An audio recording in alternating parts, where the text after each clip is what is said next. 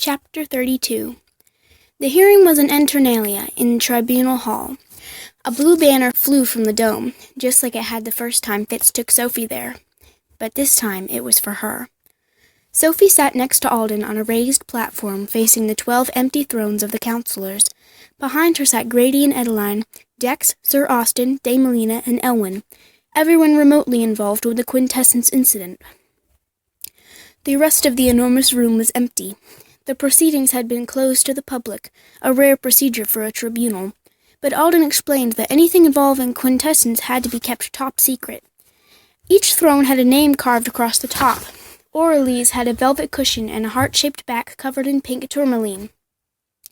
Kendrick's was sturdy and simple, made of polished wood encrusted with large pieces of amber. Bronte's was plain silver dotted with ongs. The rest were names she'd never heard: Claretta, Velina, Tarek, Leora, Emery, Ramira, Derek, Noland, Zarina. Their names alone were intimidating. She tugged out an eyelash and flicked it away. A mere 2 hours had passed since the moment Sophie had shown Sir Austin the glowing bottle, but it felt like everything had changed. Foxfire was evacuated, a first in its 3,000-year history. A special task force moved the Quintessence to an undisclosed location. Now she sat in the capital city, on trial for violating a major law. Bronte was probably salivating over the chance to convict her. Sophie sat up straighter as a dozen goblins marched into the room and stationed themselves in front of the thrones. She remembered them from Luminarium, but she'd forgotten how huge they were. Bodyguards for the counselors, Alden explained. Her eyes focused on the strange sword-like weapons slung through their belts, and she couldn't help wondering what the counselors needed protection from. Alden was always saying how safe their world was. A loud fanfare blasted through the room, and everyone rose as the counselors appeared in front of their thrones. Dripping in jewels, draped in gleaming silver capes, and crowned with circlets, they made human royalty look like amateurs. Sophie's lunch churned in her stomach. "Please be seated," announced a counselor with shoulder-length black hair and eyes that matched the sapphires in his crown. His throne said Emery across the top. "Thank you for coming on such short notice. We shall begin with you, Miss Foster." She stood and gave the world's most ungraceful curtsy. Aurelie moved to Sophie's side, placing one hand on her shoulder and holding her hand with the other. "Answer my questions honestly, and there will be no problems," Emery warned. Sophie nodded, the fear so consuming that she wondered if she would be sick. She kept her eyes away from Bronte, knowing if she caught his cold gaze, she might lose it. "Where did you learn the existence and locations of Elementine?" "I don't know." Her voice trembled. Emery glanced at Aurelie. She nodded. "What made you look for it?" "My universe homework?" Sir Austin coughed behind her, like he was unhappy with her answer. "What was it about your homework that made you think of it?" Emery asked. "Honestly, it just sounded right." Aurelie nodded again, and Sophie finally understood. Aurelie was reading her emotions, a living, breathing lie detector. "Have you any idea what to use Quintessence for?" Emery asked. "Consider your answer carefully, Miss Foster. This is crucial." She racked her brain. There was something there, an idea so fuzzy she couldn't make sense of it. "I don't know." "Aurelie?" Emery asked when Aurelie frowned. "She's confused," she said in her fragile voice, "but not lying." Emery nodded and closed his eyes, placing his hands against his temples. The silence stretched endlessly, and Sophie wondered if she'd said something wrong. Finally, Emery opened his eyes. "Thank you, Miss Foster. You may be seated." Her legs felt like jello, but somehow she hobbled back to her seat beside Alden. "Sir Austin," Emery said, and Sir Austin jumped out of his chair. Aurelie returned to her throne. A telepath could monitor Sir Austin's thoughts for honesty. His mind wasn't impenetrable like Sophie's. What stars was she assigned?" "They were, Sir Austin cleared his throat and fidgeted. "I believe they were..." Emery's sigh echoed off the walls. "Do you remember, Miss Foster?" She leaped to her feet and gave another awkward curtsy.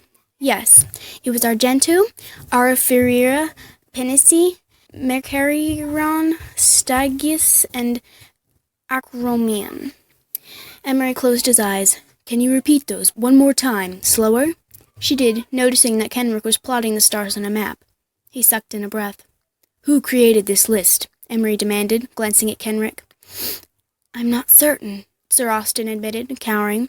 All the universe mentors submit them, and it wasn't one of the lists I made.